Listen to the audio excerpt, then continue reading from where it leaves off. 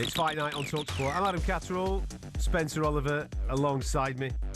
We're just sorting out our studio guest, you see, because he was being ultra professional. He noticed that he just had a little bit of chewing gum in the mouth, and he thought to himself, "No, I want to be articulate. I want to absolutely nail the conversation with the lads. So let's get that in the bin." So you might just pick that up on the old microphone there. Welcome to the show. And this, as he's just highlighted, I didn't know that this is the first time that he'd been in the building. I knew that it was the first time that he'd been on our show on a Saturday evening. I thought that he might have nipped in on a couple of occasions with various shows that you do, Spence, seeing that you work here every single day of the blooming week, mate.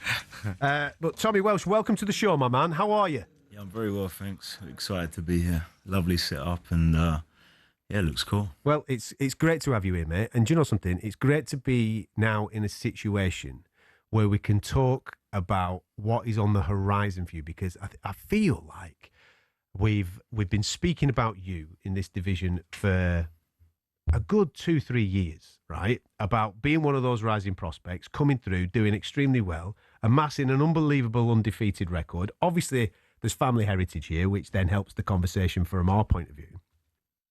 But then it always felt like, well, when you're getting your opportunity, when is that time coming? Now, for people that are unaware, Tommy's going to be featuring on the November 15th card against for the Eubank Benn card, but you're going to be fighting Richard Riakporhe. Everybody knows who Richard Riakporhe is on this particular show, so that's the opportunity that I'm referring to. But how frustrating has that time been for you, where there's other lads maybe getting opportunities ahead of you when you've been putting in the work and actually delivering what is required to get the opportunity? I mean, it's been a long road, and if anything, I've been learning on these experiences that I've been obviously boxing on, and I've been a professional now nearly 5 years. And when I turned over, it was COVID, so it wasn't the best time to have turned. And you know, I'm grateful I'm here now with this opportunity to fight on such a big show, especially being, you know, they're good friends of mine. So it's been tough, it's been hard, and there's been times where, you know, we all get sick of the game and fall out of love with it. But I've stayed, you know, fighting through all the setbacks. I broke my hand. I've had continuous no's of people trying to, you know, come through and break on the scene. But I'm thankful, you know, my dad's been guiding me through all of this, and with his experience behind him, he's kept me on the straight and narrow of, you know, just believe in what you're doing and stay true to the game. Since I turned professional, I've lived life completely as a professional, and, you know, patience is a virtue, and I've learned that massively. And you know, nearly 5 years in, I'm only just getting to this level now, which is,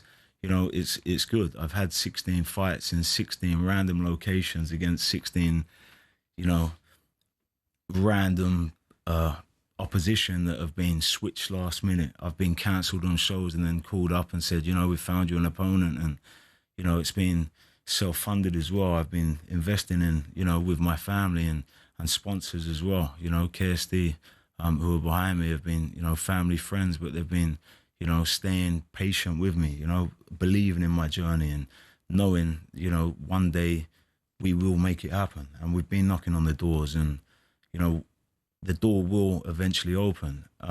You know, it's the fighter's life, really. You can't walk away from it. And as we know as fighters, once you taste that victory and them roars, that's all we want to do, you know, and that's what I'm here for. I mean, that journey that you just talked about there is a tough one. Yours has been 5 years. You know, you've stayed undefeated in 16 fights, but that journey has been so tough. I know that as a fighter myself, and you waiting for that opportunity, you know, the hardship that you have to go through that people don't understand. We were talking about this actually off air. You know, that people don't understand when you're fighting and you're picking up whatever the purse you're picking up. Once you pay your tax man and your trainer and everyone else, you're left with pittance, and you've got to go through that training camp again, waiting and hoping for another fight. And sometimes you have those moments where you're lying in bed and you think, is it all worth it? You know, I might as well go and get a job labouring or painting and decorating or, you know, just doing a normal everyday job, you know, because most of the fighters, you know, that get into boxing today don't have the qualifications to move into any big job, and boxing is their hope and, you know, is their dream. But them dreams can be so easily shattered, and to stay there, 5 years is a long time, man, to stay there and go, When is that opportunity coming? And I'm boxing on some of these big shows, and I've seen you on boxer shows before, and you're winning, you're knocking everyone up, but you ain't getting that big opportunity. Now, Tottenham Hotspur Stadium, dreams come true. Richard Riakporhe, former world champion, you're going in against him, who's now moved up into the heavyweight division. This is a big fight. The question I want to ask you, your motivation now to what it was then, you got to have a lot of motivation and not a lot of drive to go through what you got through. Now you've got that opportunity. Is it any different? Massively. Yeah. I'm jumping out of bed now. That's all we need is the goals and the vision, really. Sometimes the vision can be a bit blurred, if you're working away. We live in the gym. I mean, with my dad, being an ex-champion and fighter himself, he expects me to be in the gym every day, especially if I'm calling myself a professional. So I'm constantly working away. And, but yeah, it gets tiring. If I know that I'm not boxing or I haven't got a clear run on, where I'm going, to stay in the gym has been hard, Ticking over every day has been tough. But I enjoy the fight game, I always see you at every show, Absolutely. I'm a fight fan. I love the game, and without the game, I don't know, I know where I'd be. Of course, I have a family now, and I'm very happy. But this is something, I'm 30 years old now. If I don't give this a full crack until, I see my potential, every fighter has a ceiling, right? And I don't think I've hit that ceiling yet. So this is why I've stayed through. And I believe in manifestation, and everything that I've done, I've manifested and spoken out loud. And, I started this particular journey 7 years ago, Before that, I was an amateur for, since I was 14 years old. And then I fell out of love with the amateurs, because in amateurs you can get a lot of dirty, decisions, and you can get that in a professional. And you really can as a professional. We're constantly getting in trouble for saying the wrong thing about certain results that go certain ways. I can imagine, and I see it a lot. So, coming through 40 amateur fights, I think I had about 37 amateur fights. I'm winning 4 national titles, and then getting some upsets on the way. I fell out of love with the amateurs, and then had a few years off to sort of figure out what I wanted to do next. I was blessed. My family have worked hard, and, boxing isn't everything for me. I don't have to box. I don't, I was, again, one of the kids that, was more privileged than other fighters I've grown up with, and it is a very tough game. I fully am aware of, how hard this game is, but I choose to do it. Do you know what I mean? There's a difference. There is a massive difference, It isn't about the money. Want and need are very different things. Yeah, you're right. And your father was a great fighter, by the way, and I know that he had a great living outside of boxing with his property and the stuff that you do. Yeah. I wanted to ask you, did you ever move around with the old man? Yeah, we did. Yeah. Well, funny you just said that, because he's actually here, so we'll get him in the studio in a minute, and he can tell us how that all went down, mate. All right, we'll get his opinion on it. It's fight night on talkSPORT. I'm Adam Castle. Spencer Oliver's alongside me. Tommy Welch has very kindly come to join us in the studio, and as you just heard just before the break, his dad was in the green room at the back there, so we thought, why not, man? Listen, Scott used to be able to do a bit. So let's remind everybody how much you used to be able to do, mate. Let's get him in here. Scott, thank you so much for coming to join us on the show, buddy. If you could sit in on that microphone so people can obviously hear your dulcet tones as well. Okay. We've just been listening to, obviously, Tommy speaking about the opportunity that's coming up at the Tottenham Hotspur Stadium against Richard Riakporhe, which he's extremely excited about. And it's exciting from a fight fan's point of view as well, because obviously he's served his time. It feels like, there's been... The opportunities haven't come his way. Now they've come, and now... Obviously, this is his moment to be able to shine. But from your point of view, as a dad that's been there, done it, and got the T-shirt in this game, how frustrating has it been for you watching his journey, or does it remind you of everything that kind of happened to you a few years back? Yeah, I mean, when you've lived this game, how I've lived this game, it's been a long time coming, but I believe that this is the right time there. I'm a firm believer in what will be will be. So this for me is the right time. This window of opportunity now is the perfect window. He's 30 years old. I was there kind of 28. He's there at 30. You got longer in the game now. You're going on longer, so I believe he's at a great position. He's been through quite a bit, and he's stayed true to the course, and he knows exactly what's in front of us. And you know, it's exciting times. So it's his time now. So that twinkle in the eyes back again that you mentioned 2 minutes ago. I told you, mate, we've got double trouble in here at the moment. We've got Tommy and we've got Scott. Scott's been there, seen it, done it. World title opportunity against Henry Akawandi in 1997. Seems like yesterday, actually. I remember sitting there watching that fight. Yeah. You know, I was fighting around that time as well. And you go, time just flies so much, Scott, but you have got that experience and you do recognise, you know, that opportunity, that window of opportunity, and when's the right time and when's the wrong time to take things, niggling injuries and certain fights that are offered to you, etc., etc., etc. But you go in now against, you know, a former world champion, a guy, yes, he is moving up in weight. Challenger, sorry. A guy that's moving up in weight. But, you know, we've seen in recent times, the cruiserweights that moved up are very successful. And you go, you know, when the fight was presented to you, Richard Riakporhe, dangerous guy, what made you think, yeah, this is the right time now? You know, I know you got confidence in your son's ability, but, you know, you navigate the way through and you go, that's the one I want. What was that? I think the timing is perfect. So we're ready. We were in Saudi in the gym, just finished the gym session when Parker's opponent pulled. And you're talking let's actually 1 second. Yeah. Let's talk. Let's actually state facts here. Go on. Talking back on manifestation, right? Yep. I almost manifested myself an opportunity against Joe Parker. I went to the gym with my dad, the Mike Tyson gym in Saudi. I got a good friend over there who was taking us around, and we ended up in the gym at the time, just before the fighters were coming in. 3 days before the show was kicking off. And I see Big Bang, in the gym, on the pads. And I thought, wow, you know, he's not as big as I thought he was going to be, to be honest. You know, I stood next to him and was watching him, and I assumed he was going to be bigger than what he actually was. So was watching his pads and stuff, and I know he's obviously just going through the, going through the motions. I said to my dad, I said, if anything weird happens here with the German, Agit Kabiel, I would step in. Like that, and my dad laughed and he was like, don't be stupid, you know.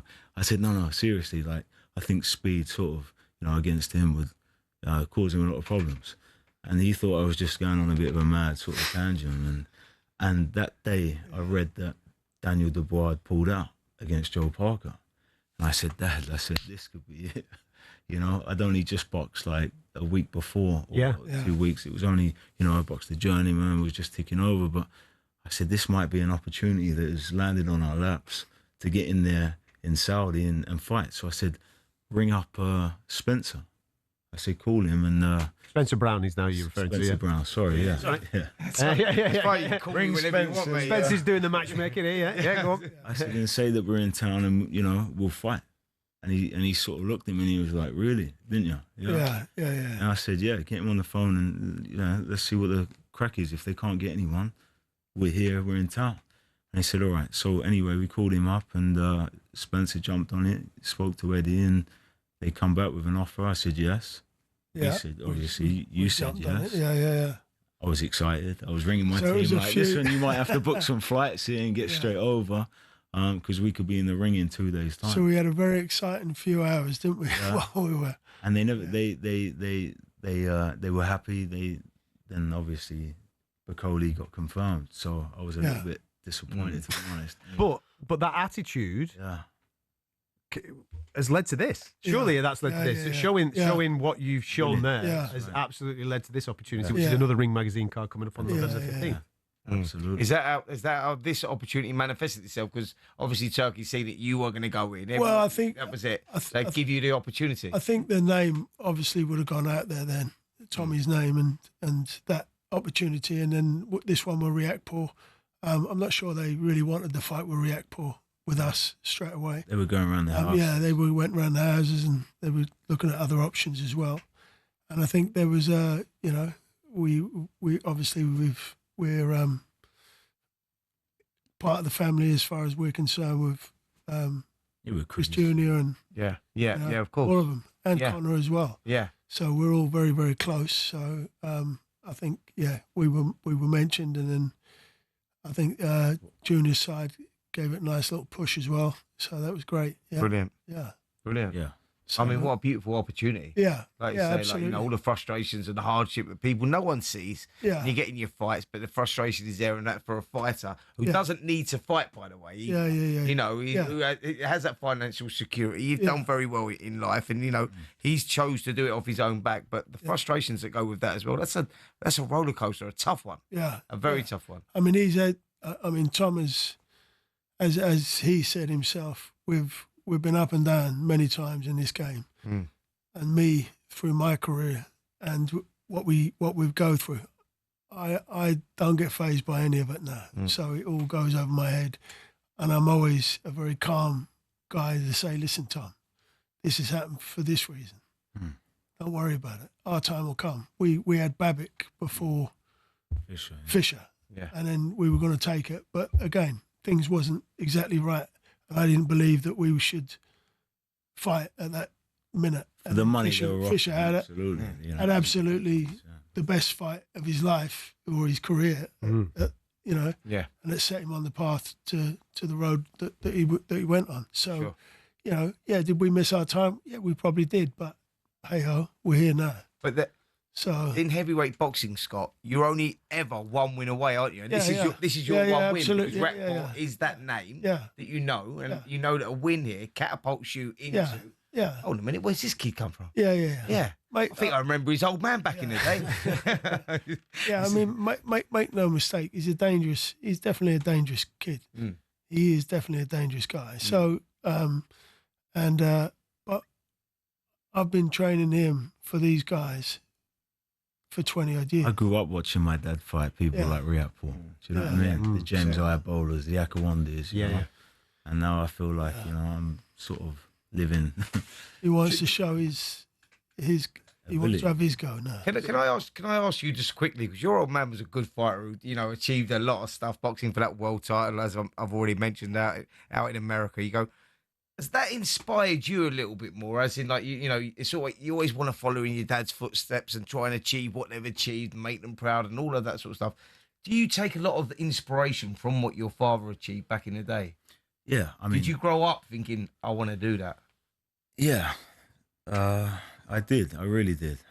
Because I see how respected he is, you know, and I always loved the respect that he got for being, you know, such a good fighter. And especially, you know, at the time, he was like one of the only white heavyweights in England amongst all the fighters out there that were coming through. And you had like Lennox, you had, you know, Herbie Hyde, you had Mason, you had Bruno, all those, Tyson, you know, all of these guys. And my dad lived with them, you know, Shannon Briggs as well, who he spent a lot of time sparring with, and all champions that I've only ever heard them speak very well of him every time I've met them.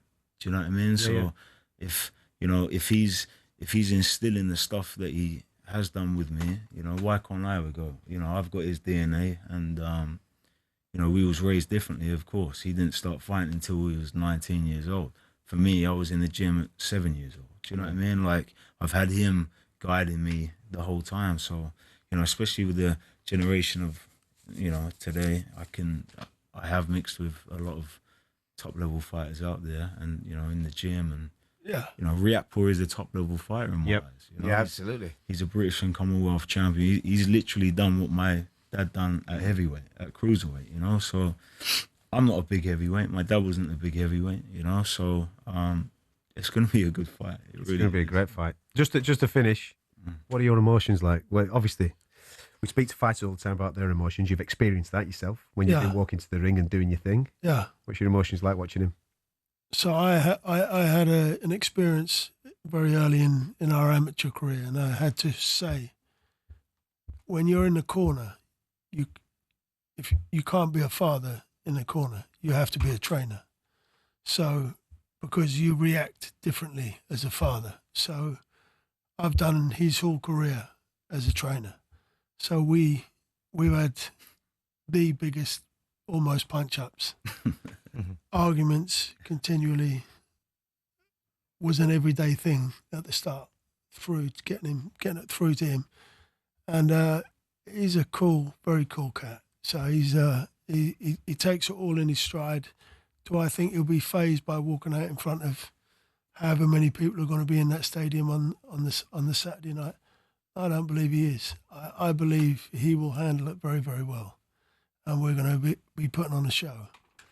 Scott, just quickly, how do you separate father and trainer though? How do you separate those emotions?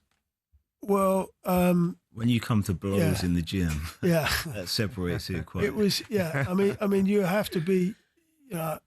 Listen, we're in a vicious sport. We're in a, you know more than anyone, Spencer, right?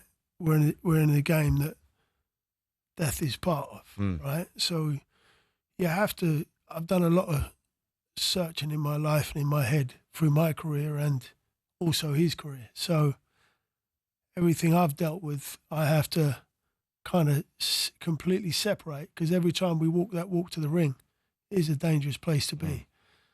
But I've dealt with that, and I believe that all the people, all the fathers and sons that have done well have dealt with that. So I'm no different. I understand the dangers more than anybody in this game, because I've also had my friend in an amateur gym, brain damaged, who, when I was amateur, and I used to push him out in the chair before I even went professional. He was paralysed on one side.